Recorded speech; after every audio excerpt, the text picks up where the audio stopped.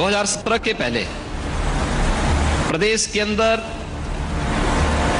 आतंकवादी जहां मर्जी वहां विस्फोट कर लेते थे। 2017 के बाद एक भी विस्फोट नहीं हुआ, एक भी दंगा नहीं हुआ। ये फर्क साफ है।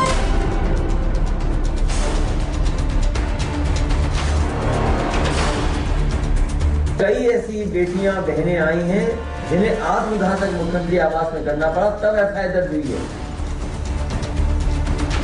कौन नहीं जानता इन बातों को? केवल प्रचार भी चल रही सरकार, छोटे प्रचार का।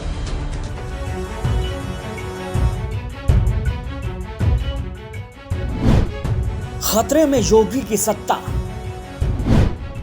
हिंदू विरोधियों पर साधा निशाना। तो क्या हिंदू वोटर्स को लुभाने की है कोशिश? क्या योगी का साथ देंगे यूपी के बहुसंख्यक? यूपी की सियासत दिन पर दिन बदलती जा रही है। सबके साथ का दावा करने वाली भारतीय जनता पार्टी और यूपी के मुखिया को डर सताने लगा है।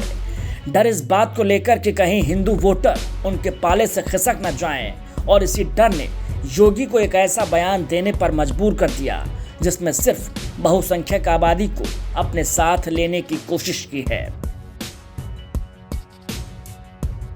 सीएम योगी ने कहा, हिंदू विरोधी तत्व पहले भी मुझ पर भरोसा नहीं करते थे और आगे भी नहीं करेंगे। अगर मैं अपनी गर्दन काट कर ऐसे लोगों के सामने प्लेट में रख दूं तो भी इन्हें मुझ पर यकीन नहीं होगा।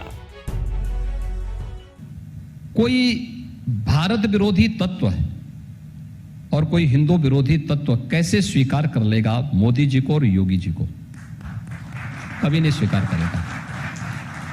मैं अपनी गर्दन काट करके तस्तरी में उसके सामने प्रस्तुत कर दूं तो भी वह मुझे कोसेगा ही।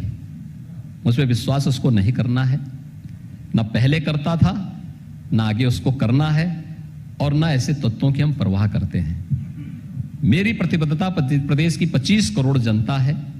बिना भेदभाव के कानून का शासन उनके लिए स्थापित करना है, और हम लोग उन लक्ष्यों को लेकर के चल रहे हैं, बढ़ रहे हैं।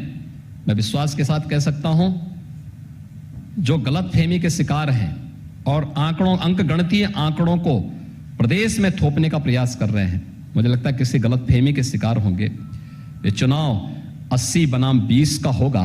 80% समर्थन एक तरफ होगा, 20% दूसरी तरफ होगा, और मुझे लगता है 80% सकारात्मक ऊर्जा के साथ आगे बढ़ेंगे। 20% हमेशा विरोध किए हैं, विरोध करेंगे, लेकिन सत्ता बीजेपी की आएगी। बीजेपी फिर सबका साथ, सबके विकास के अभियान को आगे बढ़ाने का कार्य करेगी। तो संदेश साफ है, और संदेश है यूपी के हिंदू वोटरों के दिल में जगह बनाने का। इस बयान को हर कोई अपने अपने चश्मे से देखेगा, लेकिन अगर आप ठीक से इस बयान के मायने समझें तो जान पाएंगे कि योगी ने बहुसंख्यक हिंदू वोटर्स को टारगेट किया है। एक तरह से विपक्षी दलों को भी ये संदेश देने का काम किया है, आप चाहें कुछ भी कर लें, लेकिन हिंदू वोटर तो राम का नारा लगाने वालों का साथ देंगे। कहा यह भी जा रहा है कि 2017 के यूपी विधानसभा चुनाव में पश्चिमी यूपी में बीजेपी के लिए बड़ा फैक्टर साबित हुए मुस्लिम और जाट वोटर सपा के साथ जा सकते हैं। इसके पीछे तर्क ये दिया जा रहा है कि मुस्लिम वोटर भाजपा से बेहद नाराज हैं और अब उन्होंने खेमा बदलने का मन बना लिया है। आप समझिए कि बीते चुनाव में पश्चिमी यूपी की 136 सीटों में से 109 पर फतह हासिल करने वाली बीजेपी आज वास्तव में घबराहट में क्यों है, और क्यों सूबे के मुखिया को डर सता रहा है, और क्यों सूबे के मुखिया को ऐसा बयान देना पड़ा। Bureau report, news 18।